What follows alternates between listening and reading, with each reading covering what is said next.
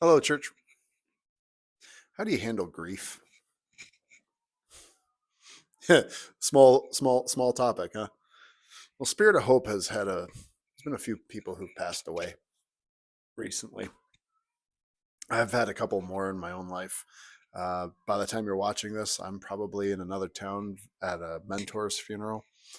On Monday, I have my wife's uncle Neil, who I mentioned on my Easter sermon. His funeral will be that day. And so I've been thinking about grief a lot. And I just want to stir it up for all of us.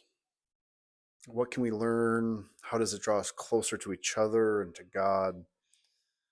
And maybe in the midst of this, we'll see grace. First, I hope that grief, and I can't remember who said this, I think it was C.S. Lewis, how similar grief is to fear.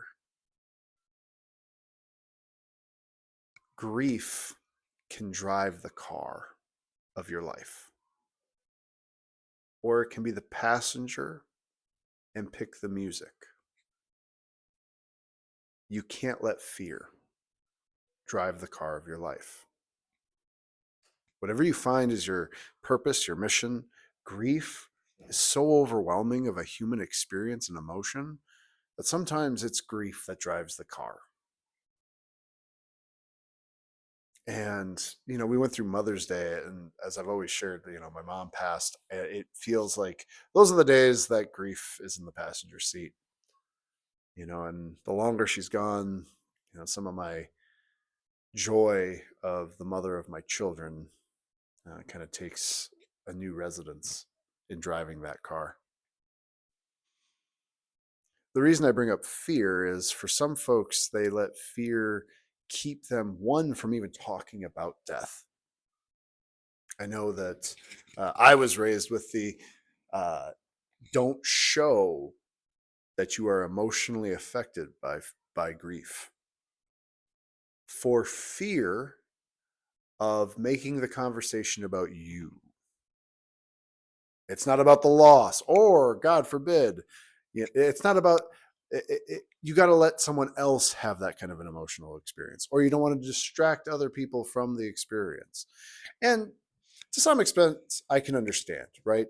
Um, but I have seen this manifested in very unhealthy ways of being scared of your own emotion, of where breaking down in tears might lead you. I've also seen people so scared of death. They wouldn't say they're scared of death, but because of the taboo around it, which is only just fear systematized, that they don't have helpful conversations about it. The greatest gift any of us can give as adults, like I think this is one of those adult conversations, like once you grow up, an adult conversation, one of the greatest gifts you can have is having the conversation of what to do if you were to tragically pass. The greatest gift you can do is set up like what happens to your stuff, to your money, having that all written down. If you can get a lawyer, great. There are free resources out there. If you need help with that, let me know. Don't let fear drive that car. And that's one of the conversations I have in premarital counseling. If I'm ever with a young couple, I end up telling them, make sure that this is part of that conversation, living wills and all of that. And then there's the experience of church itself, of whether or not church is a place you can actually feel grief. After all, we believe in the resurrection. I had a pastor colleague who his frequent counsel was, do not grieve as if you have no hope, for we are people of hope. This church is the spirit of hope. And I don't like that. I don't find that advice particularly helpful, because there are times It's not about grieving like there is no hope, but there's grieving that the weight of the loss is so heavy and crushing that the most healthy thing you can do is really feel it, regardless of like the kind of the consequences. Hmm. I mean, the whole point of adding the phrase Jesus wept to the Bible is that Jesus is overcome with an emotion, that his guts are wrenched, that his heart is broken, that the most vulnerable part of his being is laid bare. And why does this matter to me? Because that is how I have experienced grief before. And my God knows that grief, has experienced that grief.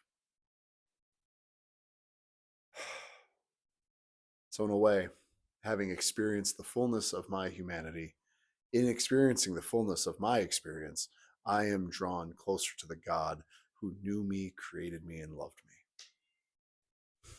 There's your lesson. Be drawn closer. Know what it is that is compelling you, hurting you.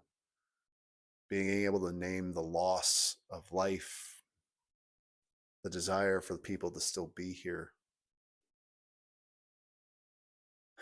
the hope of seeing them again one day, that might come. But between today and the next moment, that right now and the next moment, whether it's today or tomorrow, God is with us every step of the way. Amen.